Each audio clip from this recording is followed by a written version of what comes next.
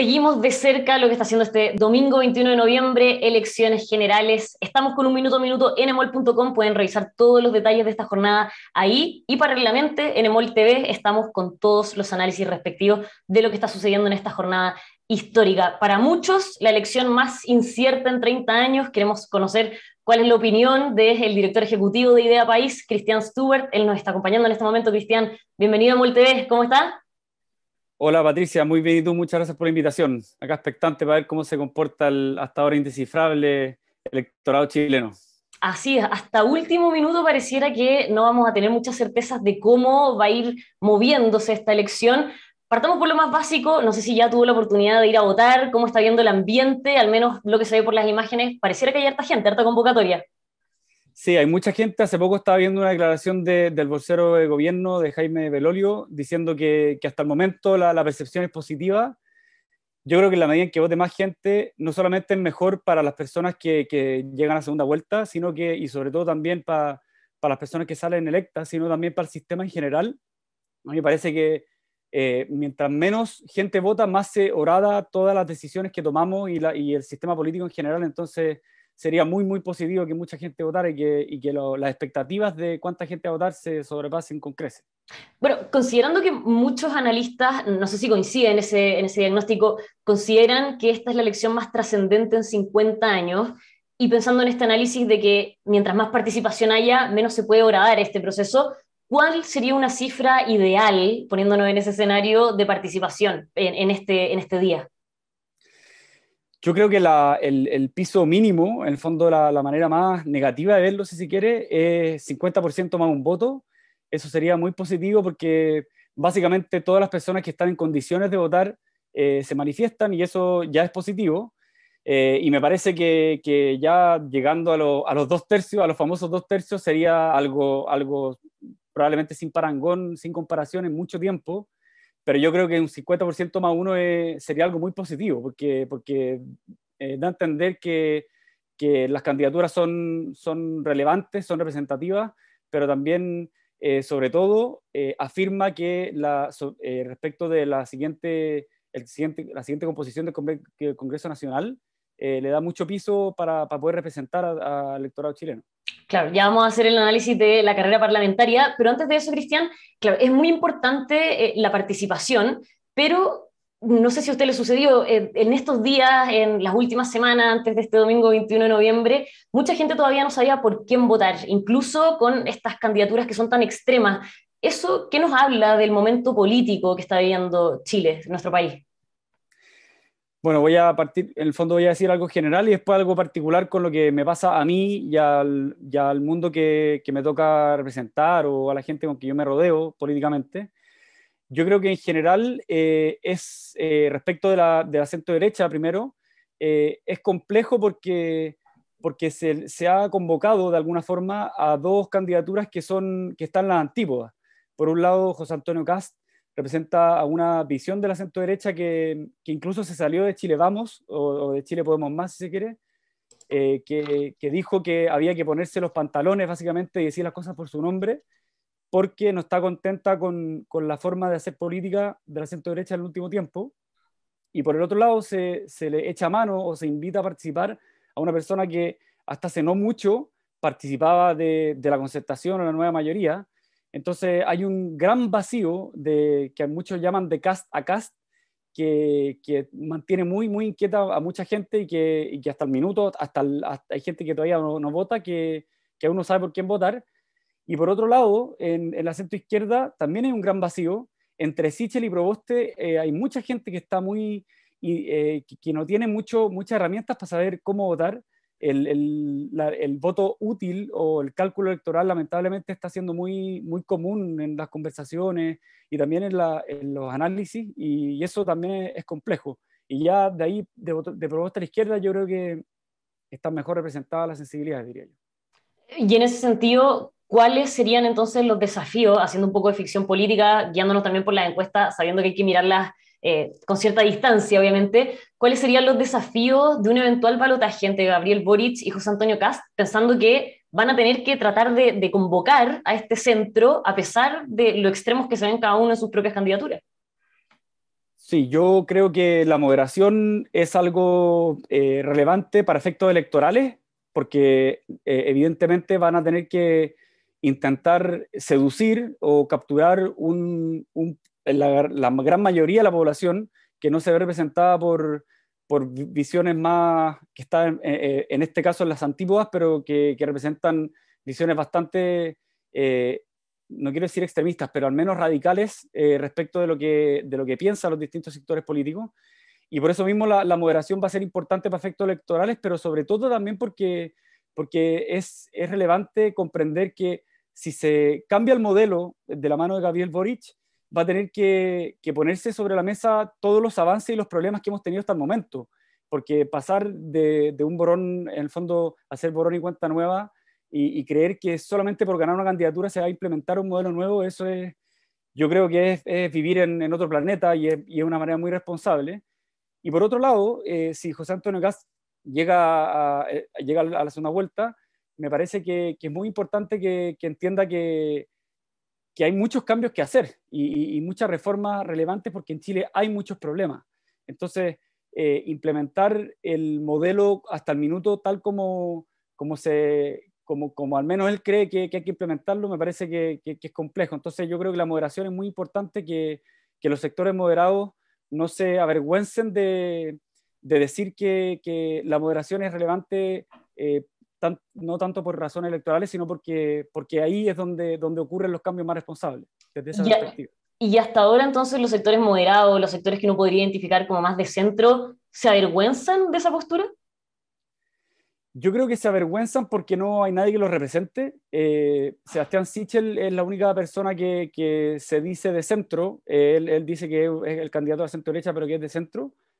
Pero lamentablemente hay un gran porcentaje de personas que votan por Sebastián porque no les gusta la candidatura de Kast, porque no se ven representadas tampoco por Yana Proboste, que yo creo que bajo una mirada errada, al principio trató de seducir mucho a los sectores de la izquierda del Partido Socialista, y no quiso tratar de seducir al porcentaje grande de Chile, que son los más moderados. Entonces, yo creo que efectivamente por esa razón y otras que habrá que dilucidar una vez que tengamos los resultados, las personas que son moderadas van a estar perdidas hasta incluso después de la segunda vuelta, sobre todo si pasa Kast y Boric.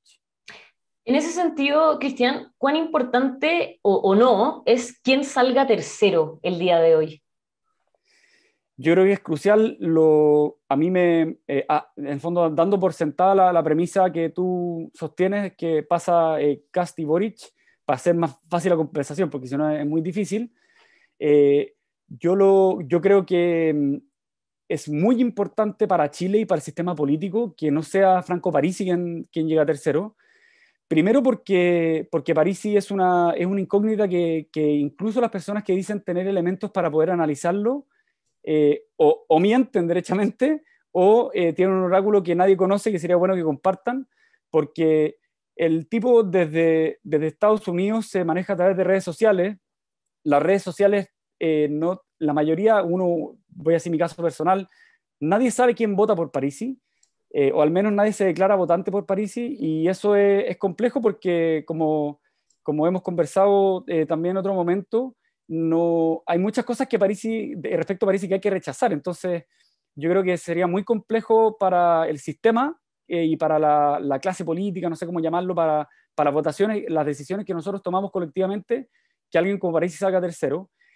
Y si sale Sichel o Proboste, me parece que yo esperaría que cualquiera de esas candidaturas establezca ciertas condiciones y no se allane de manera acrítica y de manera fácil a las candidaturas que ganen en uno u otro caso. Si es que efectivamente hay diferencias sustantivas, creo que tienen que hacerlas valer para que, generando una atracción hacia esta moderación que yo creo que es necesaria, puedan generarse pactos en torno a compromisos políticos y no solamente a posibilidades de victoria. O sea, real que hay una sociabilización ahí de los programas que cada uno pueda tener con su respectivo extremo.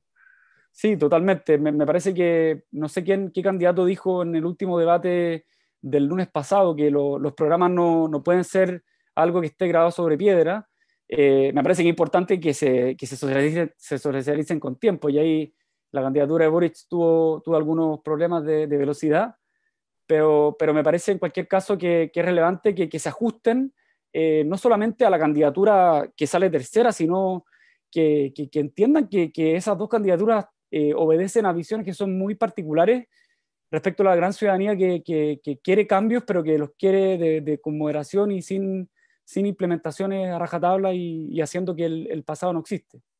Cristian, ya que mencionaba esto del fenómeno que podría generar eventualmente, seguimos haciendo ficción política, todavía no tenemos ni siquiera resultados acá en territorio nacional, solo estos resultados internacionales.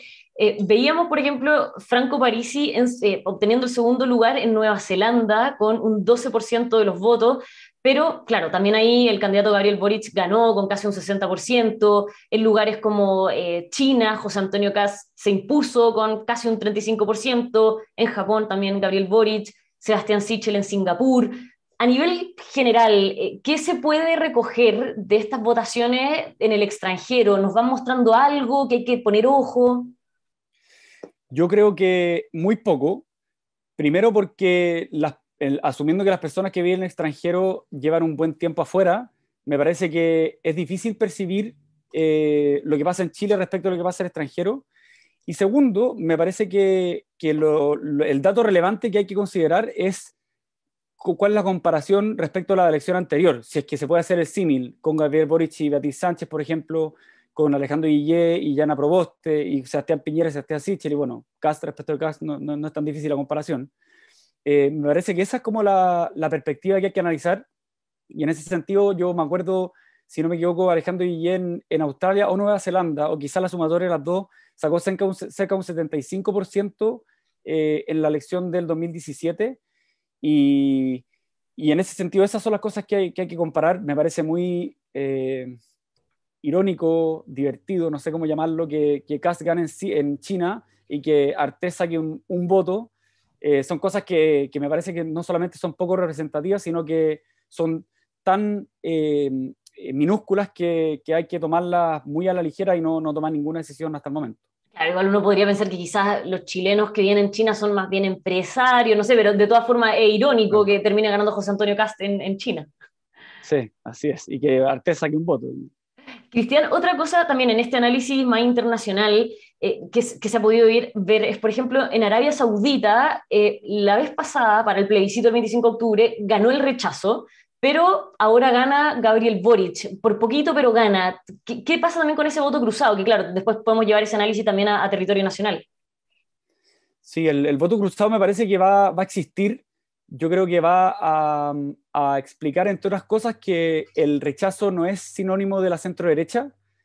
Había mucha gente que creía que en la elección de los convencionales la centro-derecha iba a estar en torno al 22%, que es lo que sacó el rechazo. Me parece que esa es una mirada equivocada porque responde a problemas distintos, a propuestas distintas también. Y el apruebo-rechazo es una visión muy que uno puede asumir o intuir distintas causas o explicaciones, pero que al final es una u otra.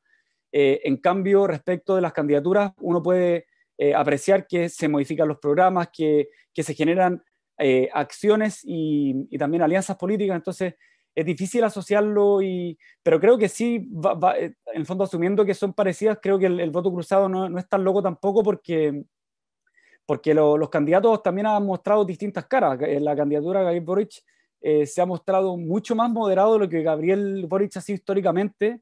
A mí me tocó ser dirigente estudiantil en la misma época que él, desde la Universidad Católica, y él tenía una posición mucho más radical de la que tiene hoy, incluso pactando con el Partido Comunista.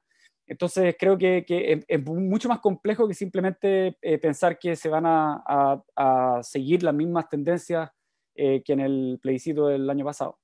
Bueno, también este fenómeno del voto cruzado, algunos ven que se podría dar considerando la presidencial con la parlamentaria, o sea, en el fondo que por el que uno vote no necesariamente va a ser el mismo pacto político por el que uno vote para diputado o senador. ¿Eso coincide? ¿Cómo lo ves? Sí, eso, ojalá que la parlamentaria, que no sé si me refiero ahora a eso, digamos, pero sería muy bueno que la elección, los resultados del Congreso la centro derecha tenga una votación significativa, porque si se sigue la tendencia de los resultados de la convención constitucional, la centro derecha va a quedar muy minimizada, una expresión bastante significante políticamente. Yo creo que está claro que el siguiente Congreso le va a tocar no solamente decisiones relevantes respecto de las reformas políticas que hay que hacer y las leyes que hay que adoptar, sino también, por ejemplo, los plebiscitos dirimentes. No se sabe bien cuándo se va a hacer esa reforma. Entonces, hay muchas cosas que también va a existir una conversación muy permanente con la convención, y en ese sentido, el que la centro derecha tenga un porcentaje relevante es algo importante, no solamente por lo que uno pueda pensar, que a mí me parece que ojalá que a la centro derecha le vaya mejor que en la convención, que en la elección de la convención, sino para que se genere un equilibrio entre las fuerzas políticas, que de otra forma sería muy complejo, porque al final, se quiera o no, la izquierda se toma un ánimo revanchista que es muy dañino para el país. Y ahí, ¿qué importa más? Si pudiéramos ponerlo en la balanza, ¿la presidencial de hoy día o la parlamentaria? Considerando Senado y Cámara de Diputados. Para el sistema político que tenemos hoy en Chile, la presidencial es muy relevante porque el presidente tiene un poder, a ojos de muchos analistas, incluso gente que está por el presidencialismo excesivo. Eh, pero me parece que ha quedado claro con, por ejemplo, la aprobación de los 10% del retiro de pensiones, que en la Cámara y en el Senado se juegan muchas cosas. Es difícil saber cuánta fe o cuántas fichas ponerle al Congreso Nacional, porque puede que el Congreso Nacional se desintegre después y que pase a ser una sola Cámara. En el fondo, es complejo saber cuánta fe ponerle a eso. Incluso también eso se predica respecto de la presidencial, porque puede que dure menos tiempo. Depende de cómo se comporte y cuánto cree la Convención Constitucional, que es depositaria de un poder soberano originario.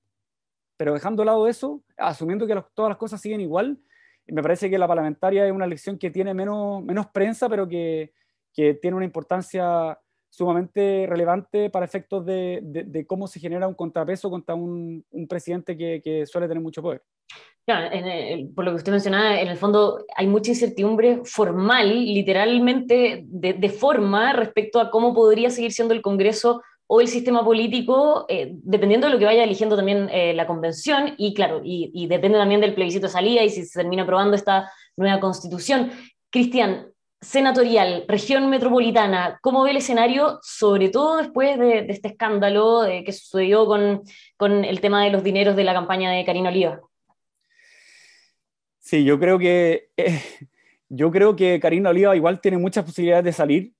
Lamentablemente, yo creo que sería muy malo que salga, porque representa también a una visión bastante extrema dentro del panorama político. Eh, yo creo que ella puede salir porque la noticia fue hace pocos días, entonces puede pasar que pegue tarde, que llegue tarde un efecto así, y al final hay mucha gente que dice que no hay peor prensa que la que no existe. En el fondo, las noticias malas para una persona incluso pueden ser mejores porque la dan a conocer a gente que eventualmente no la conocía. Claramente, si es que Karina Oliva no sale electa, el Partido Comunista se ve beneficiado con esto. Hay candidaturas muy potentes en el Frente Amplio. Está el presidente del Partido Comunista, está la ex ministra Pascal, está también Sebastián de Polo. Entonces yo creo que, en cualquier caso, me parece que la cantidad de senadores que van a salir, que creo que la proyección, uno nunca sabe con las proyecciones, pero entiendo que va a ser uno del Frente Amplio. En el caso de la centro derecha es complejo porque pasa algo no tan distinto a lo que ocurre en la elección presidencial. Hay una visión como la del senador Sandón, que es bastante proclive a desordenar el panorama político o los proyectos políticos que promueve la centro derecha, que tiene su conjunto de electores bien definido, digamos, y que es posible que salga. Y por otro lado, el hecho de que exista una candidatura fuerte como la de Rojo Edwards hace que candidaturas como la de Luciano Buscoque o la del mismo Jaime Malich estén entredicho. Entonces, yo creo que la incertidumbre es total, al igual que como pasa en la presidencial. Y bueno, hay que esperar un poco, un tiempo, unas horas más, a ver qué es lo que dice los chilenos y las chilenas. Bueno, justamente todas esas horas vamos a estar aquí transmitiendo por Emol TV los análisis respectivos, también en el minuto a minuto en emol.com, viendo cómo se va desarrollando la jornada. Así que por ahora, Cristian, muchísimas gracias por habernos acompañado a hacer esto doble clic de lo que estamos viviendo hoy día. Muchas gracias a ti, Patricia. Un Bueno, gusto. bueno, y por supuesto, a todos ustedes que nos están viendo, sigan muy de cerca este día de elecciones aquí en emol.com, en el minuto a minuto, y los análisis respectivos, como siempre, en Emol TV.